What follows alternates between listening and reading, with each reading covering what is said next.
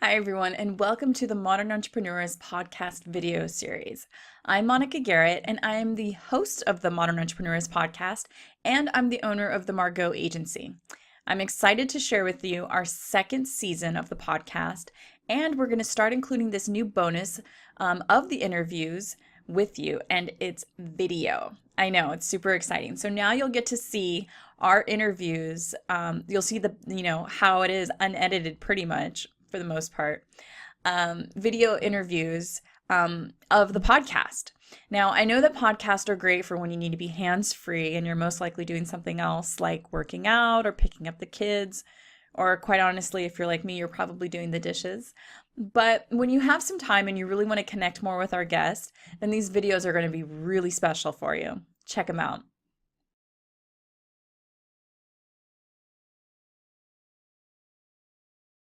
Hi, everyone, and welcome to another episode of the Modern Entrepreneurs podcast. Today, my guest is Janet Hoang of Gwen Designs. Welcome, Janet.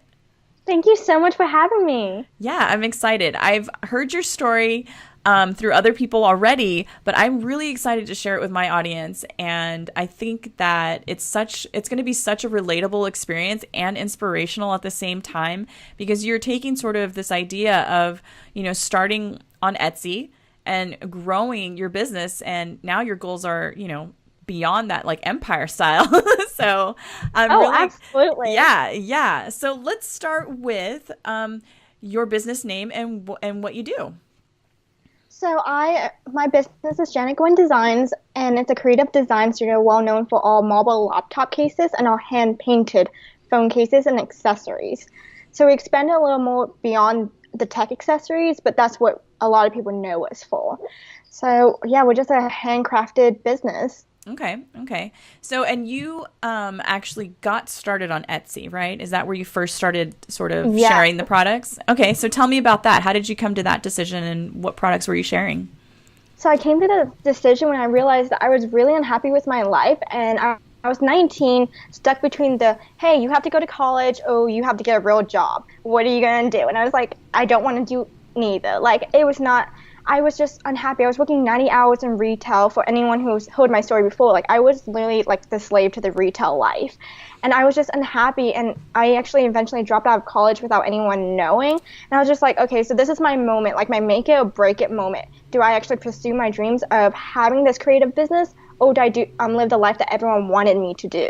And I realized, okay, I have to make that decision now, because if I keep putting it off, the minute I look back, I'm going to realize this is going to become the rest of my life. And that's not what I wanted.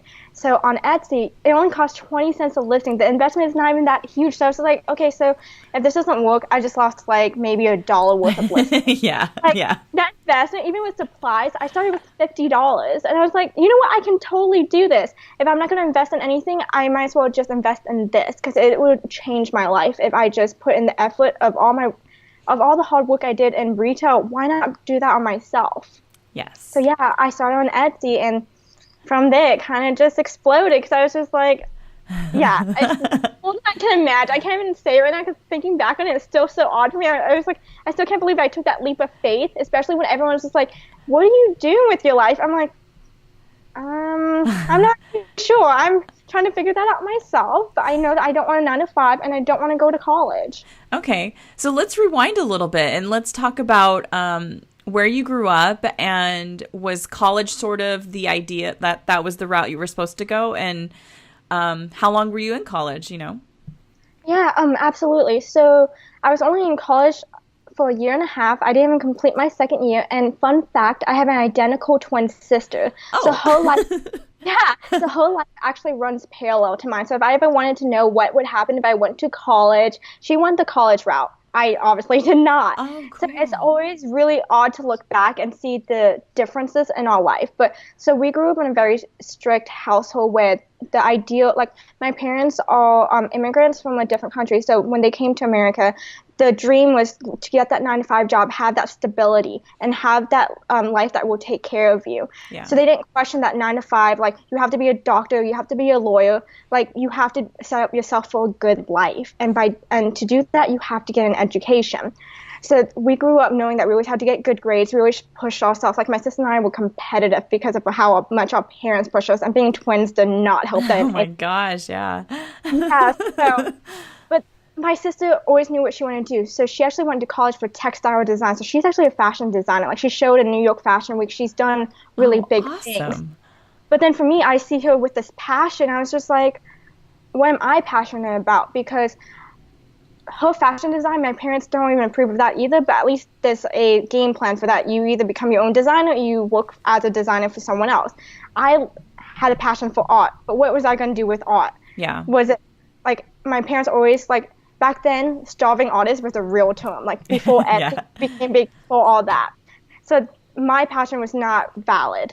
So then once we got into high school and that senior year hit, I was just like, okay, do I go to college or do I start my own business? What I do? Because I actually started my this business in high school at 17, painting phone cases out of my art classroom. Nice. So that's actually how I started. But I was just like, do I keep going with this or do I not? So I went to college because the pressure was too much. Like when all that pressure and expectations, I didn't want to disappoint anyone in my life. Everyone just, my sister and I actually graduated at the top of our class. So there was that huge expectation that if you graduated at the top of your class, you have to go to college because that's what we set ourselves for. Yeah. So it was just so hard to be like, I don't want to go to college. So I actually went to community college and my sister went to NC State. It kind of worked out because our parents could not, like having twins, downfall, 2 college tuitions Oh my at once. gosh. Yeah, that would be overwhelming. Yeah, so she did that, and I only stayed for a year and a half because I was actually working pretty much full time in retail, going to school. I was so burnt out, but even in class, I was doing research on how to create a business, how to do shipping, how to do this. Because another fun fact, this is actually my third startup of Gwen Designs. I started when I was in high school at 17, and I stopped because I graduated, and that's when all the pressure of, hey, you have to like get a real job, you have to go to school. And then I started again at 18, but that's when I really was immersed in college and retail life. And I partnered up with another business, so orders were coming in. Like I got 17 orders the first week I was even open from everywhere, from domestic to international. And I didn't even know how to ship anything. I didn't inventory. I didn't know how to ship stuff. I was like, okay, I'm making it, but what do I do afterwards? I would literally go to USPS, be like, so how do I ship all this?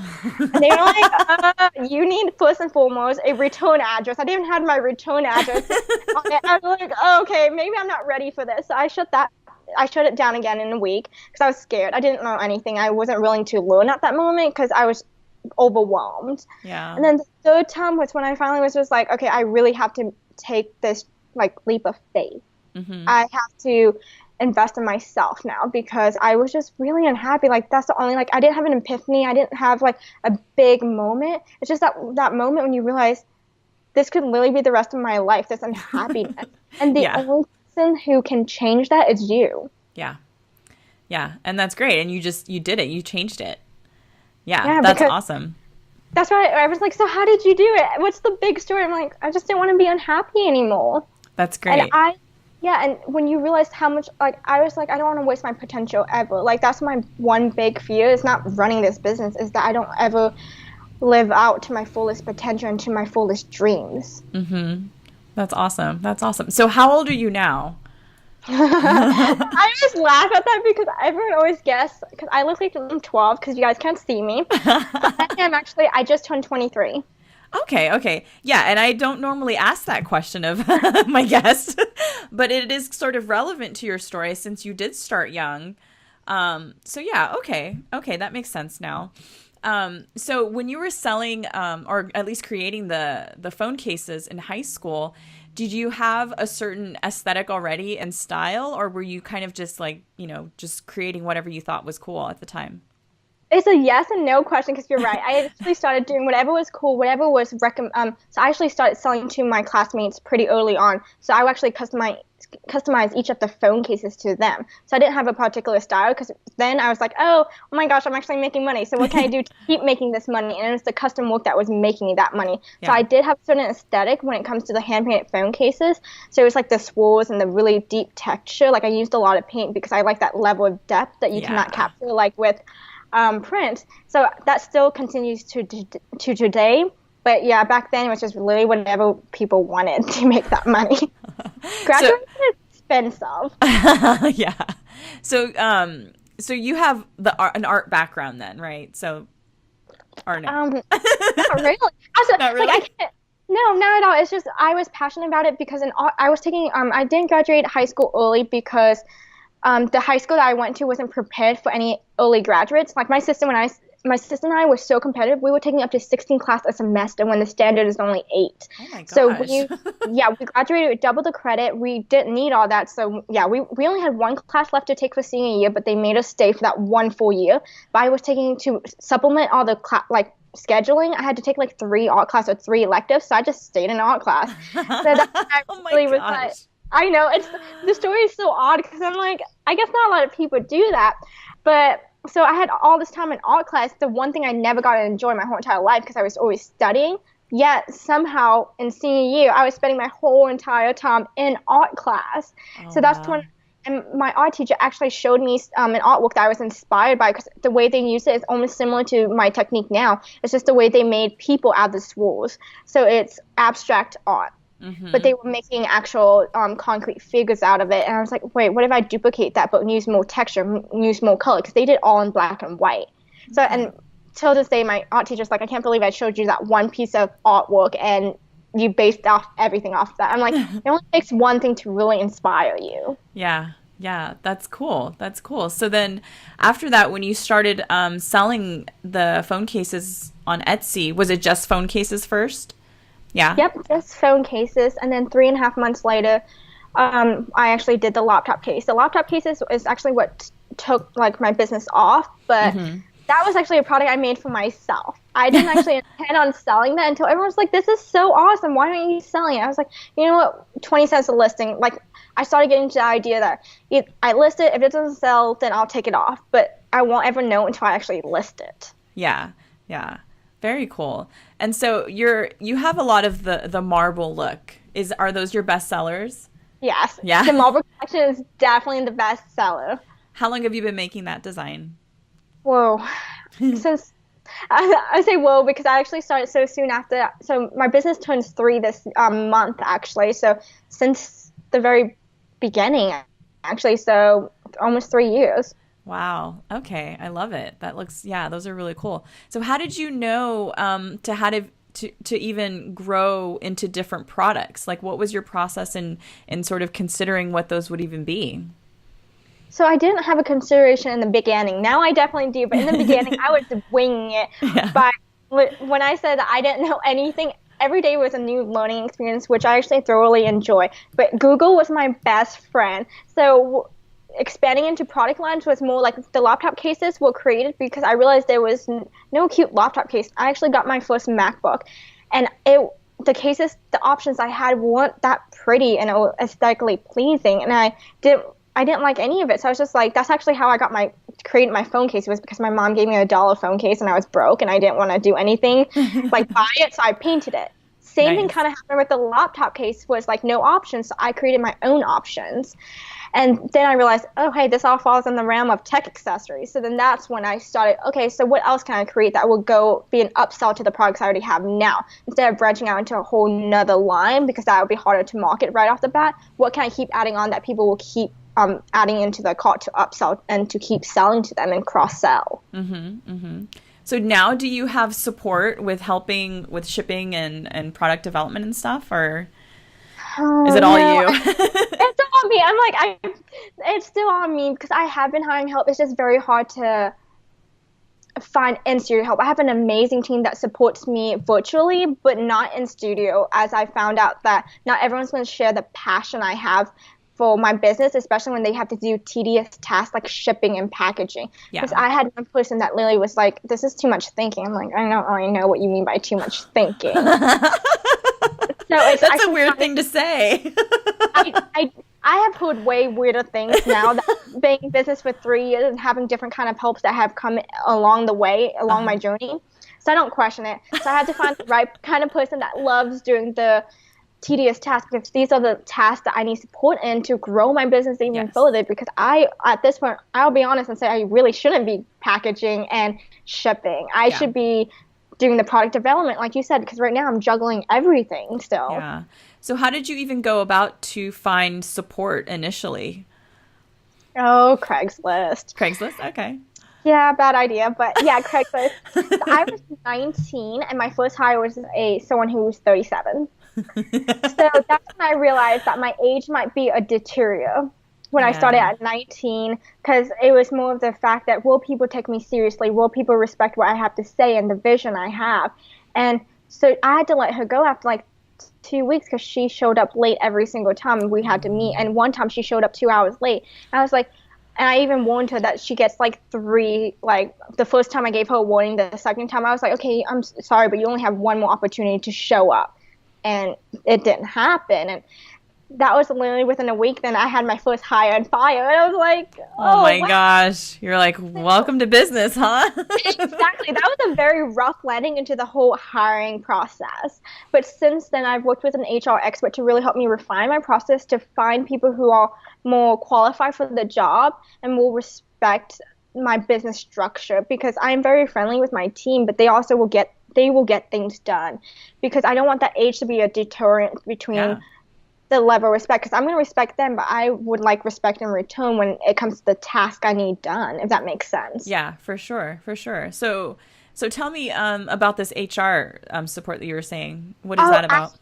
Ashley Cox from the Sprout HR, I think. She's amazing. So when I say she actually helped me go through my questioning for the interview process and go by like the law of NC State, like what I need to be aware of. So she just helped me refine my process to help me find the most qualified person possible. Okay. And from an HR perspective, because some of my problems of hiring was I honestly did not know what I was doing, because I didn't know the laws.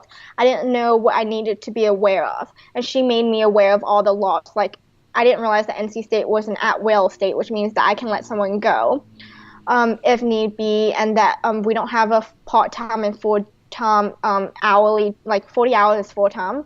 But in Yeah. North Carolina, you can actually work up to 40 hours and still be considered part-time. Really?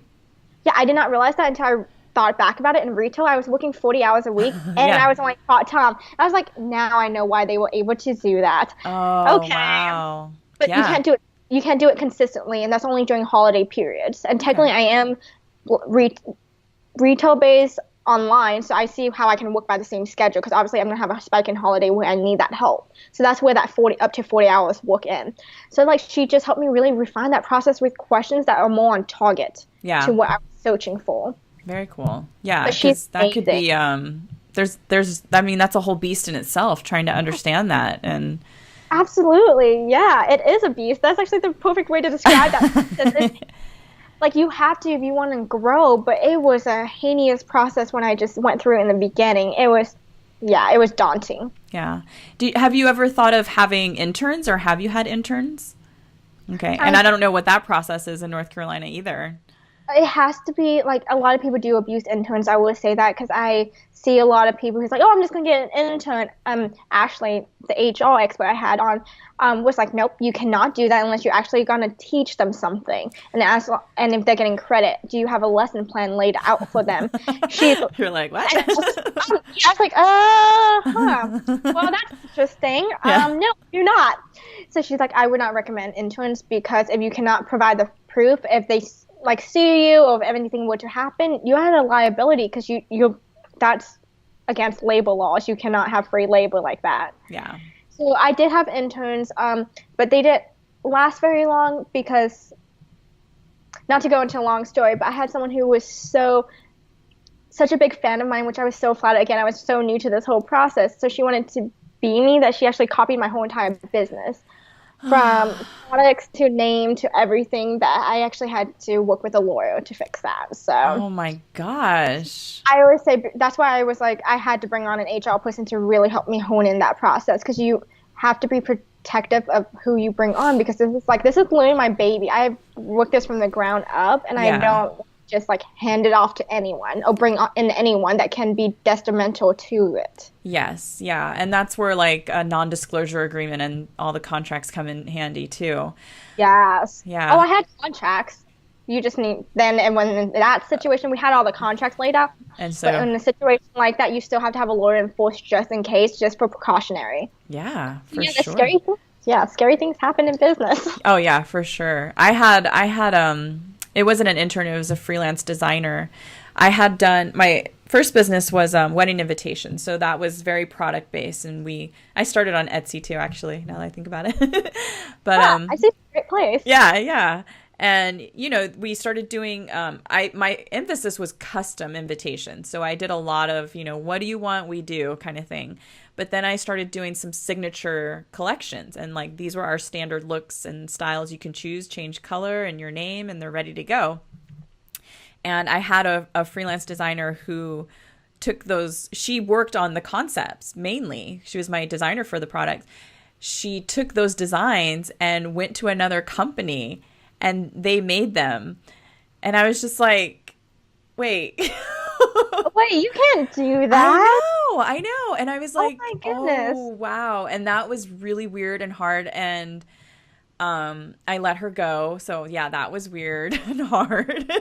But I kind of avoided the legal problems of it, and I just let it go because I was like, I can just move on. But to take your name and your whole business and everything that's scary. Did that end well? Like, is she done, I should say? Oh, it did end well, because I have a great lawyer, but yeah, it ended well. I just felt bad that I'm not the type of person, I'm always like, I let a lot of things go because I don't worry about copycats because I'm more focused on my own brand. Like, you need to have blinders on to a certain extent in business, because if you keep comparing yourself or looking around to see what others are doing, that's when you get deterred in your progress. So that really hurt a lot for me to do that, because I knew that she was an ambitious individual. I saw the potential in her, but it wasn't obviously used in the right way. So it did end well, and we parted, but not on good terms, obviously. Yeah. Wow, that's pretty wild. Yeah. I'm like, that took a turn, huh? Yeah, I was just like, and that's just the reality, like, of businesses. I'm, again, so flattered that someone would love me that much or love my brand that much. I guess I'm doing something right there, but there's a fine line between, like, I know everyone's like, imitation is the biggest form of flattery to a certain extent. Yeah, always. Until money's involved and stuff, and like your business, it's like, that's not flattering anymore. Not at all. I just started. I was so flattered anyone was even paying attention to me. Yeah. I was like, oh my God, this brand is actually big. Oh, someone came out the woodworks and actually emailed me. Like, I love you. I was like, oh, thank you so much. Yeah. So let's talk about sort of how your business started growing. So you're on Etsy, and through Etsy, you're getting a lot of the traction and attention and growing, right? And making sales.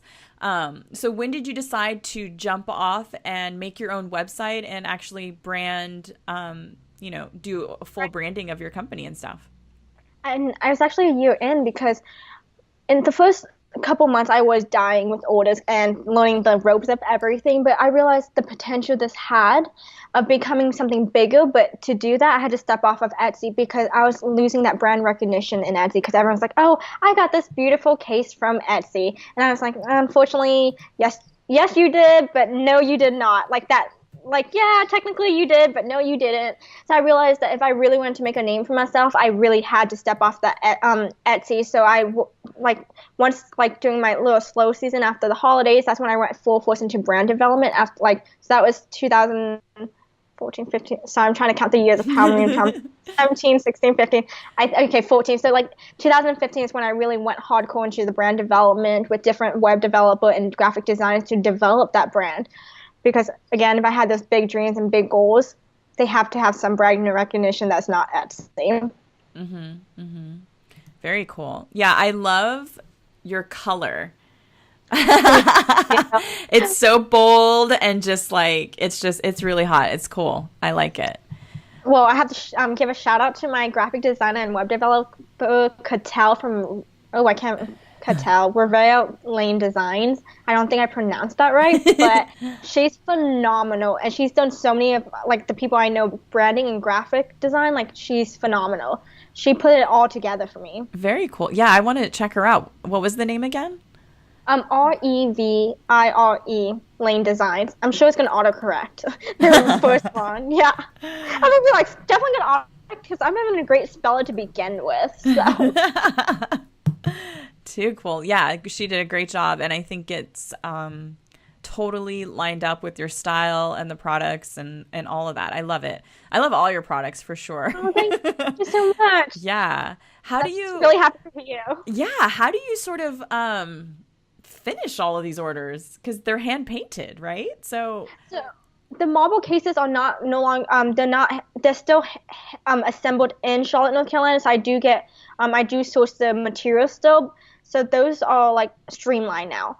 The hand painted aspect is still only applied to the phone cases and pop socket. So I have a process for that too. It's a little bit of a longer process than obviously the marble cases because they're more popular. So I had to streamline them. I had no choice, and because it used to take me so long to do because they were all handcrafted. It was actually a nightmare until I finally learned operations and systems. But for the phone cases, they're still all hand painted. I set aside times and days where I actually just sit down and paint a whole bunch of phone cases, a whole bunch of pop sockets, and it takes actually 4 days to dry with the top coat and everything. Wow. Yeah, so because it takes a day for the paint to dry and then the 3 extra days just for the top coat. So I actually I have a system in place where I know exactly what days I'm just painting. Okay. Very cool. I totally dig this because like you're saying, you can find, phone cases with a design on them, but they're not, tactile. They're flat and it's so like, it's very two-dimensional because I get that is what printing is. But everyone's always like, wait, are these really hand painted? And I will admit that the one thing I have not done great with marketing is convey that. Because I would have people ask me like 3 or 4 times in the same conversation, wait, these are really hand painted? I'll say yes. And then they'll ask again 3 more times. So that's what my team and I are working on, is conveying that way better on marketing. But these are hand painted because I didn't want to sacrifice that quality. I didn't want that colors even get lost. Everyone who is familiar with Pantone colors, like what a blue you may see in real life gets really flattened. Like blue is the hardest color to paint, but I could paint with blue all day long and that color won't be lost with vibrancy. Like the blue in my branding was a pain in the butt to even get printed on stationery and like packaging. What's that you put in packaging? It's packaging and with business cards. Duh. I'm like, okay, business cards. Like even that blue was so hard to capture with printing. But painting allows me to have this wide range of colors and wide range of texture. I'm not limited by anything. I really love it. Is it acrylic paint or you use some sort of special type of paint? It's acrylic paint mixed with different mediums. So I play with different mediums, and I wanted to get into oil painting until I realized how long oil painting actually takes to dry. And I already have I was thinking oil painting takes long, right? So much longer. So I do acrylic, love it, and watercolor. Oh, okay. Cool. Very, very cool. And then you do some, I think it's like gold flakes. So those are actually real gold leaves within the phone cases. And the top coat I use, it actually keeps everything underneath so you don't even feel it. So it looks more 3D dimensional, like it's actually being reflected.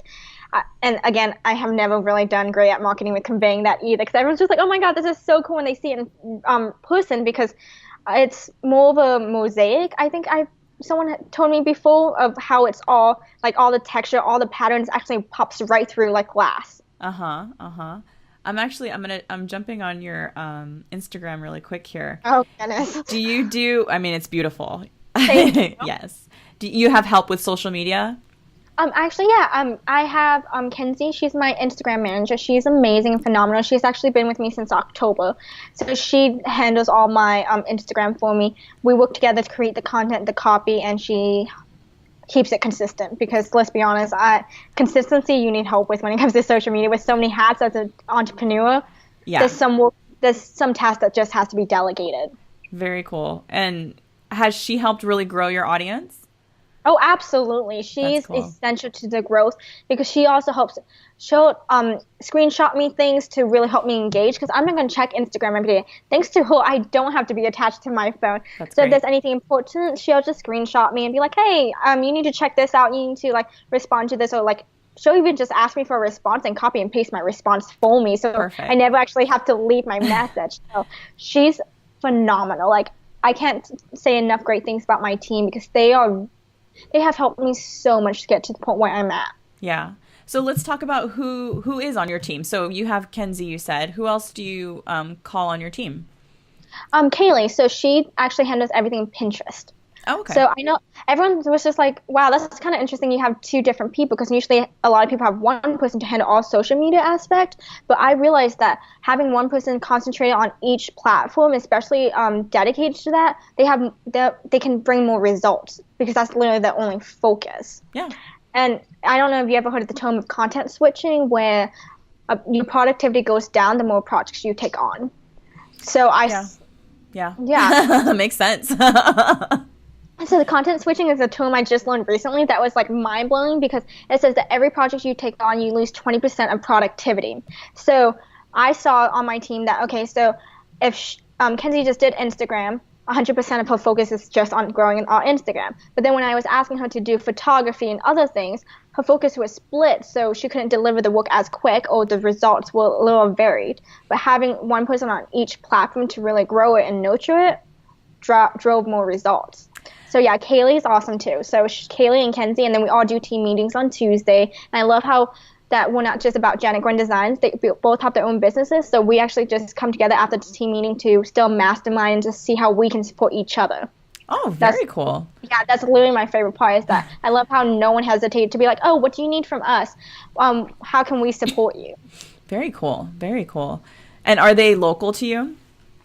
Kenzie was local, and she's just traveling right now, and her job I don't need her to be in one area. So yeah, she just travels, and Kaylee's based in Arizona. Oh, okay. Very cool. I love that you figured that part out of it, of the focus, because that's a huge thing. And I think, it's almost like this secret solution, you know? It's like once you sort of figure out that your attention when it's changing, even for phone calls or anything, you're losing traction on the project you're working on, and things just start to fall, and the focus, like you said, is less, and things don't get finished. And I do that with my clients. I tell them, even for a phone conversation, like if you need to talk to me on the phone or something, I need you to schedule it, because I'm not just going to answer my phone. Like, I'm doing something, you know what I mean? And there's something to be said about that. Like, whether I'm working on your project or a different project, my focus is going to be completely on that. And I can't stop to just answer the phone really quick or, jump on over here. So yeah, that sort of idea has helped me too. I think I heard about it with Melissa Griffith. She was sharing something, right? Like a 90-day program or something.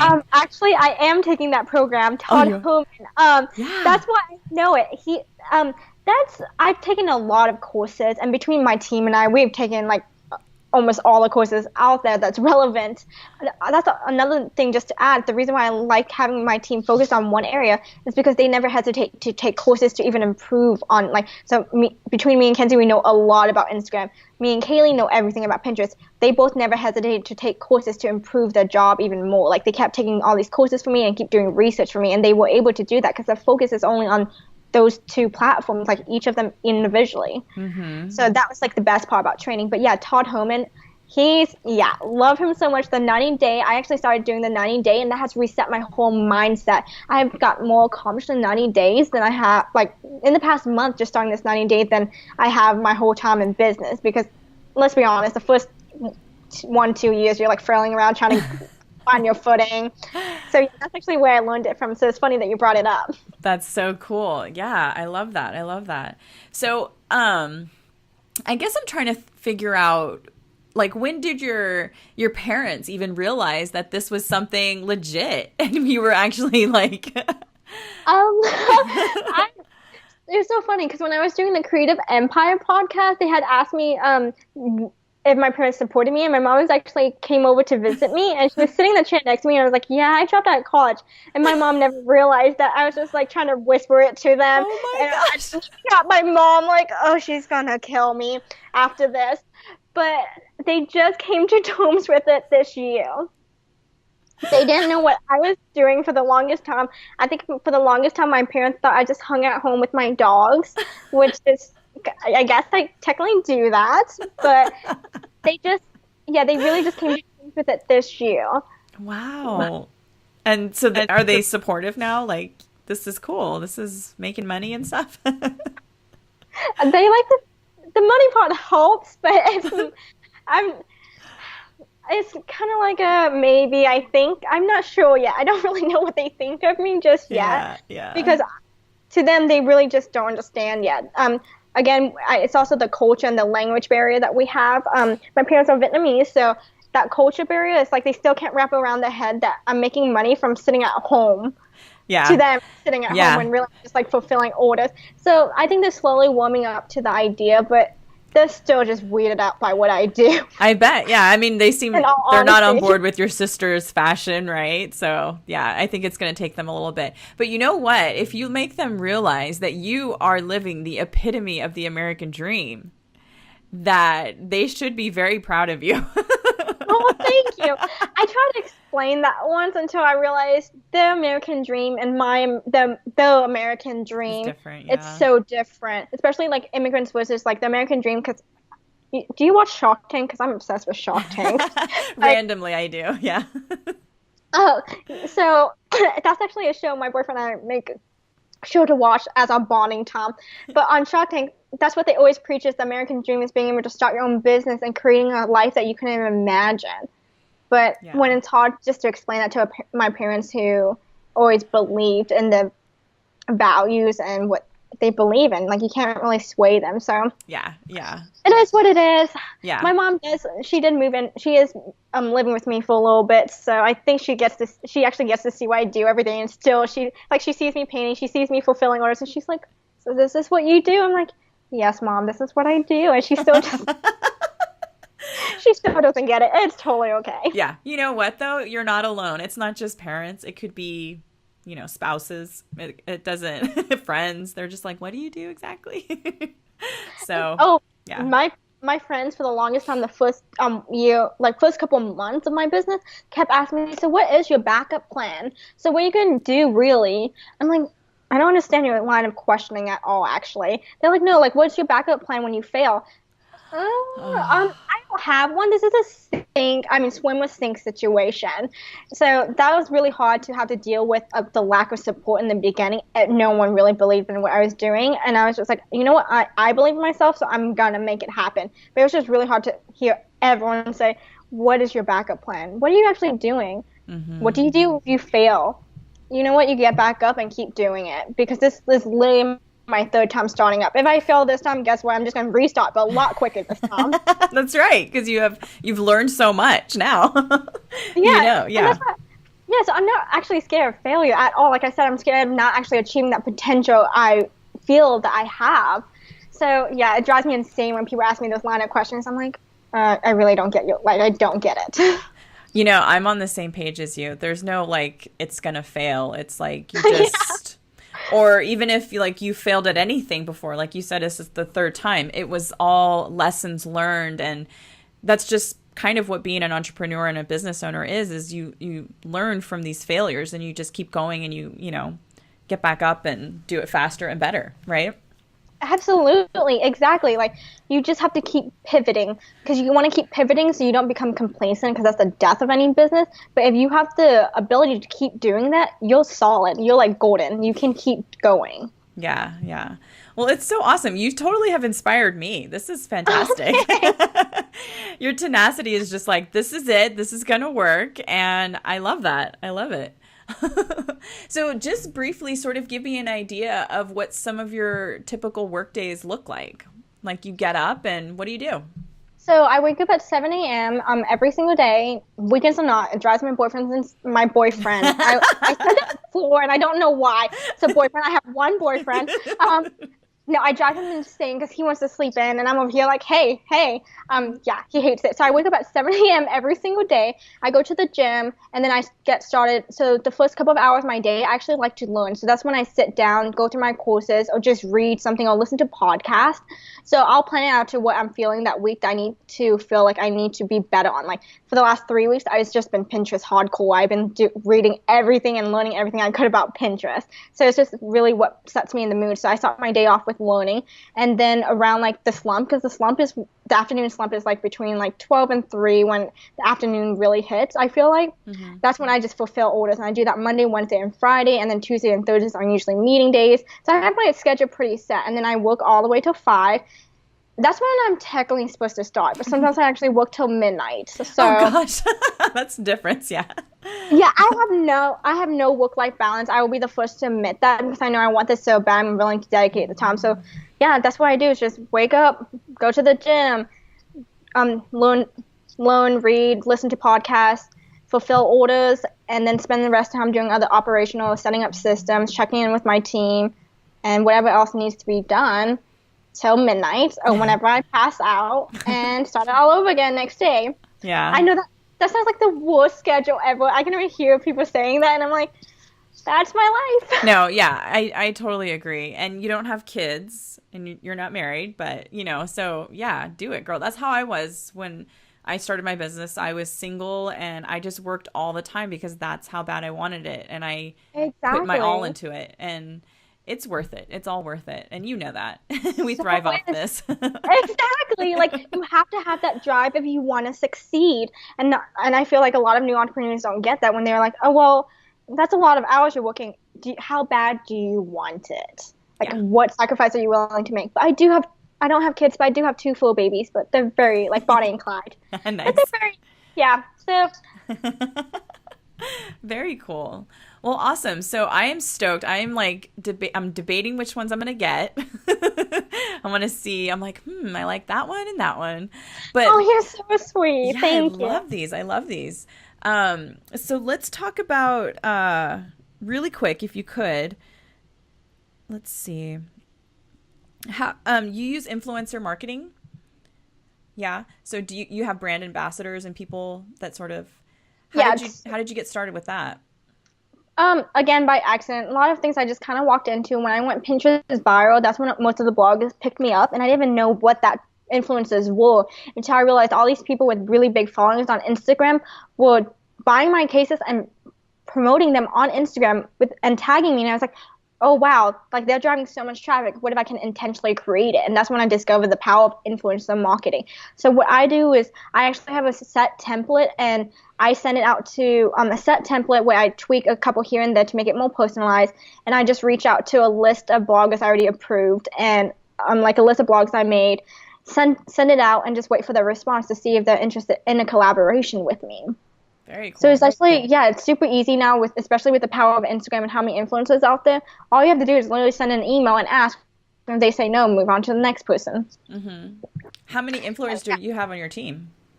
So the influencers all come and go. So influencers, because they work with so many different brands, it's not going to be consistent and they're not going to stay on. But there are some really hardcore bloggers that love me, that always promote me all the time. Like a couple of them have always, there was one blogger that was pitching me, like, posting me on her Instagram organically, which is even more awesome. Every week, I was like, "You're awesome!" Because she had like 120K. Oh my gosh!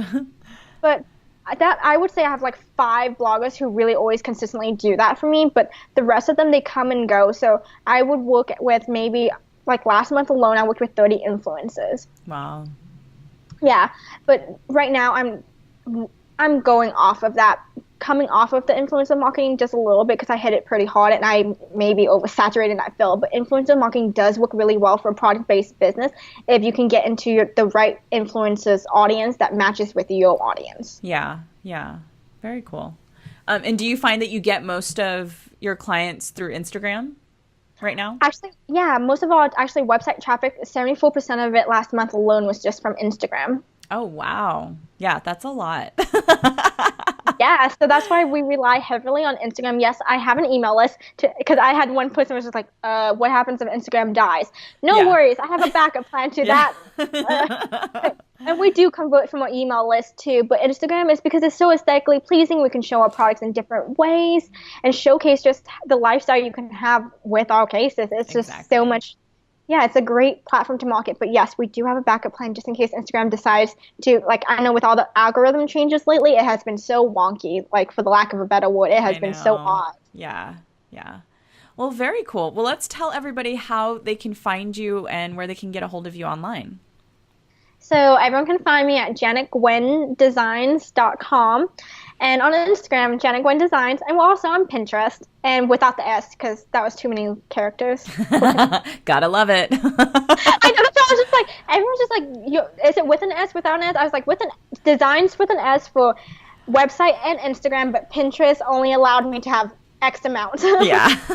It's so annoying. I hate that. It bugs me so bad. It's like one letter. Oh my gosh, come on. Exactly. And I want the brand consistency so bad that I'm like, what can I do? But I literally cannot get around that at all. I totally agree. Well, awesome. Well, thank you so much, Janet, for taking the time to be on the show today. I had such a great time talking with you. This was so great.